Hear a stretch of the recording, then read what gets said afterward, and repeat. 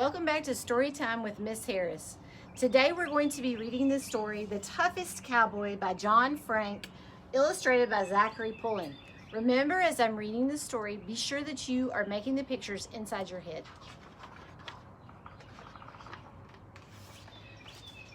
Grizz Brickbottom was the toughest cowboy to ever drive a herd of cattle across the open range.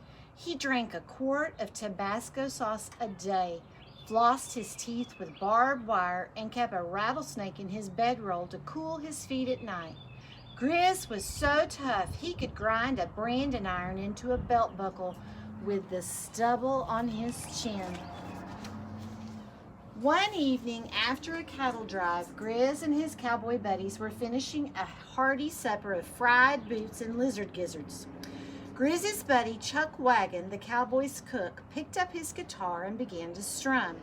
After a long day on the dusty trail, Grizz reckoned a good song would be like a breath of fresh air, so he set down his tin plate, fetched a spur to scrape the gnats out of his nostrils, and sat back against a cactus to relax and have himself a listen. Oh, how I miss my one true love. Oh, how I miss that silky hair, that lovely smell, those kisses so sweet. As Grizz listened to Chuck Wagon's lonesome song and watched the other cowboys wiping their mouths on their sleeves and digging in at their teeth with their fingernails, he began to realize something was missing in his life. He needed another kind of companionship. Someone with silky hair, someone with a lovely smell, someone who would give him lots of sweet kisses. He needed a dog. Grizz jumped up, feeling ornery as a bull with a blowfly in his ear.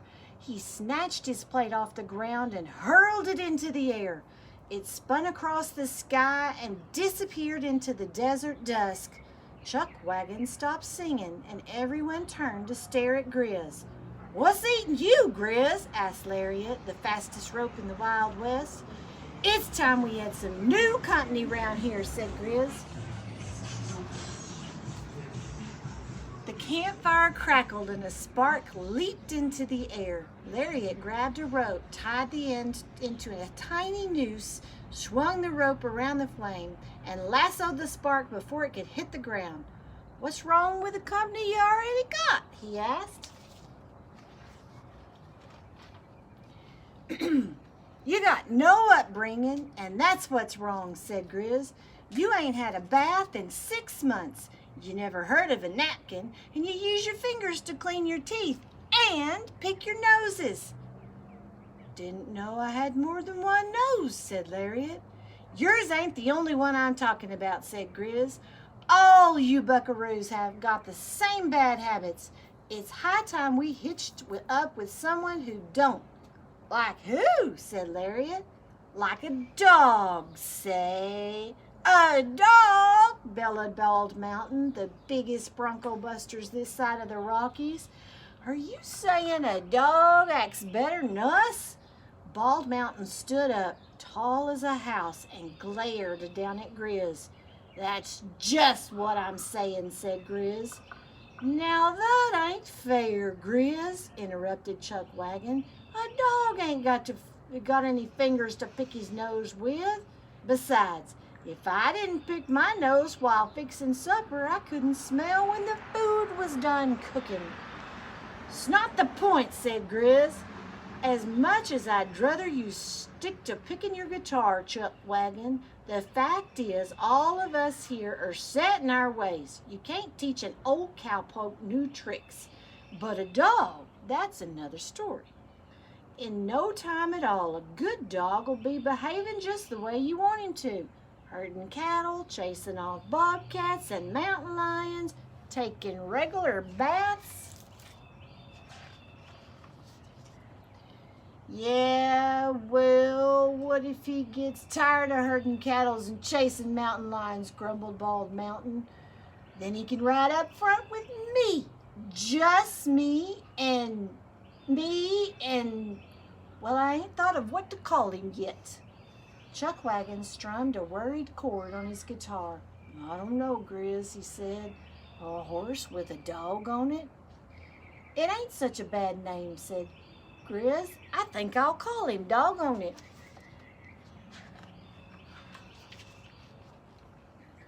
Soon after that, Grizz must have rubbed up against a lucky horseshoe, because the next time he was by himself in town, he spotted a sign posted outside the saloon.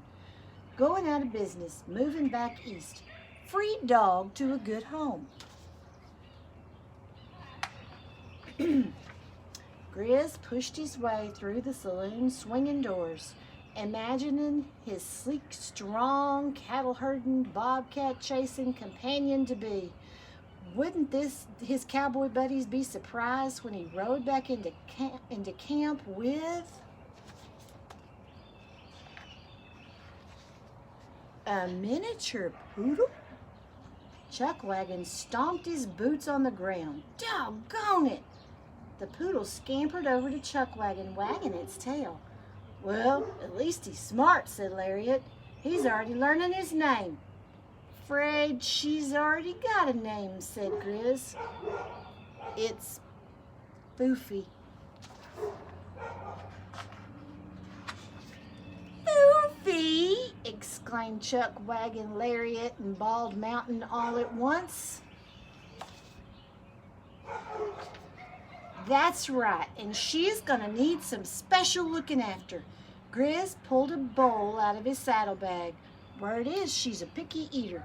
So Chuckwagon, you'll be in charge of fixing her meals. Grizz handed Chuckwagon the bowl. I've been told she's partial to French cooking. I've got to cook for a dog, said Chuckwagon. And keep your guitar tuned, said Grizz, 'cause she needs to be sung to sleep at night. But not before someone takes care of her hair, he added, reaching into the bag and taking out a brush. That'll be your job, Bald Mountain. My job, roared Bald Mountain, and he threw his hat down into the dirt. Bald Mountain may have been as tall as a house, but without his hat, he didn't have much of a roof on top. I don't know how to use a hairbrush. And when you're done, continued Grizz, she'll need to have these ribbons tied behind her ears. That'll be your department, Lariat. Ribbons, said Lariat. My specialty's tying ropes, Grizz. Then you can make her a new leash once you're finished. In the meanwhile, I've got some cattle herding to teach. Come on, Foofy. Grizz headed off with Foofy by his side.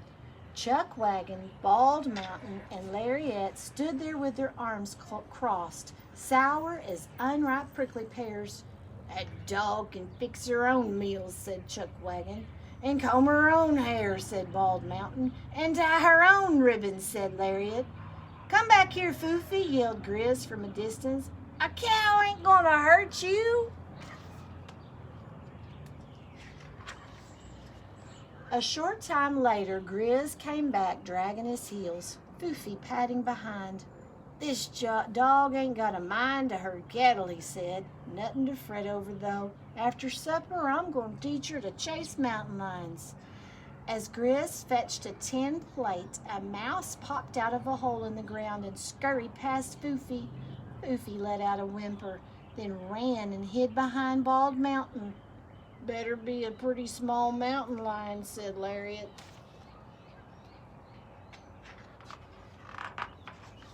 Phooey, Foofy, said Grizz. I took a big gamble bringing you out here on the range. Grizz hurled the supper plate in disgust. It spun across the sky, level as a silver dollar on a poker table. Suddenly, quick as a jackrabbit, Foofy took off after the plate.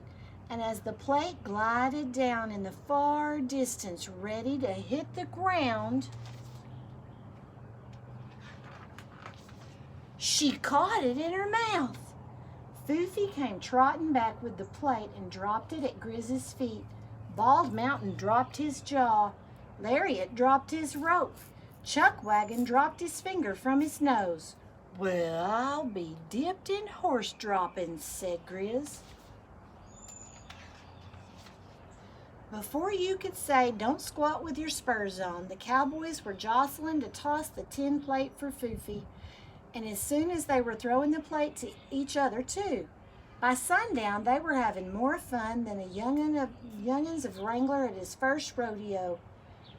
Finally, after Bald Mountain heaved the plate so far that it looked like it might knock down the evening star right out of the sky, Chuckwagon said, "Why, Foofy ain't even been fed yet.